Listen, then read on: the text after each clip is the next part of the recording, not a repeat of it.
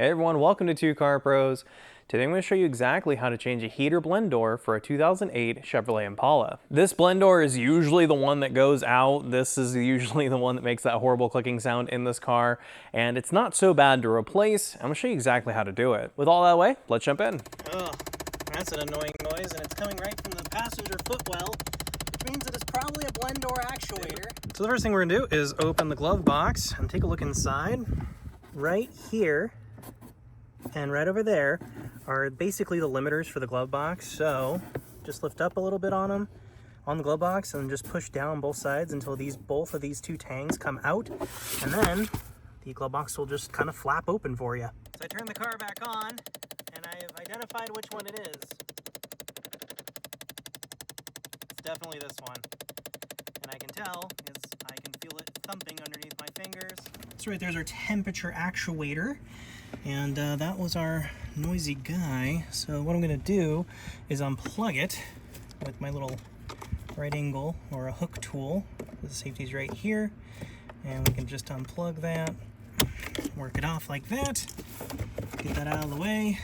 Now we can remove the two 5.5 millimeter fasteners, linked down below in the description, because that is an odd size. And I have an extension here. I think it's going to make it a little easier.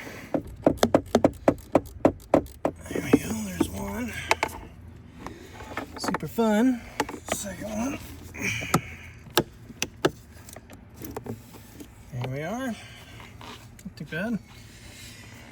Now we should be able to pull that actuator straight out towards us and then just bring it out of the car.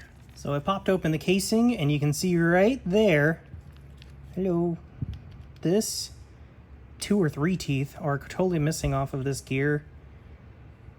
The ones look okay, but yeah, this gear was definitely our problem. And that back up. Let's see how it worked, how it looked like when it was working. So that's what happens right there. There's your sound. There we go. Because you got to remember it was against load on the blend door, so it just spinning is going to make this sound. But if you introduce a load to it, oops. Kind of hard to do with it apart, but basically it'll do this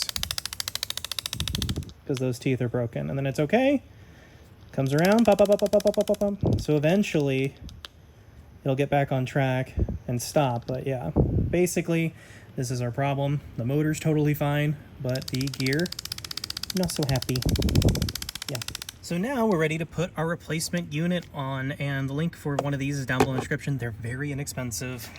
Now you might notice that the new groove on the new blend door actuator is actually different than the one we took off. You can see that they're clocked very slightly differently, and that's okay. This is supposed to move, so don't worry about it too much. Don't try to force this one though.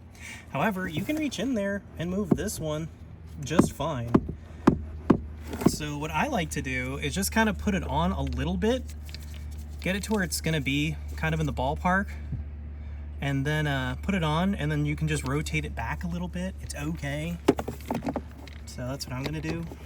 There we go. It's impossible to put it on wrong. It only goes in the one way. And then we can put in our fasteners. There we go. And then the torque specification is 13 inch-pounds. Inch, not foot, inch. I don't have a torque wrench that goes that low, so I'm just going to snug them down to my best judgment. Remember, you're just screwing metal into plastic, so, you know, be careful. There we go. Give it a jiggle test, make sure it's not going to come off. We're all good. And then what we're going to do is just plug in this electrical connector we unplugged earlier. It's really easy. You just line it up and push it on until you hear it click, and it should be good to go. I think we should give it a test, make sure we fixed it.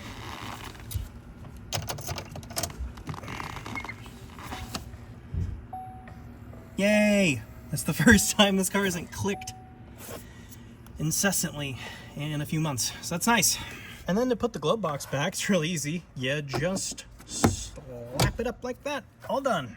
So that's how to replace the blend door actuator in a 2008 Chevrolet Impala. Very, very easy, something you could definitely do in your garage or driveway, and you're gonna save probably at least $100 because a mechanic's gonna charge you probably at least $100 to put it in, and probably like another $50 for the blend door because they're not gonna give you a great deal off of you know, a cheaper part on Amazon or something like that. So this is definitely something you can do and saving all kinds of money, restoring your heater's function, and getting rid of that nasty, nasty clicking sound. If you found this video helpful or interesting at all, please consider becoming a member down below by clicking that join button as a direct way to help the channel out. Barring that, a like, comment, and subscription go a long way in helping my channel out in the algorithm, and I so appreciate it. Thanks again for watching, and I'll see you next time.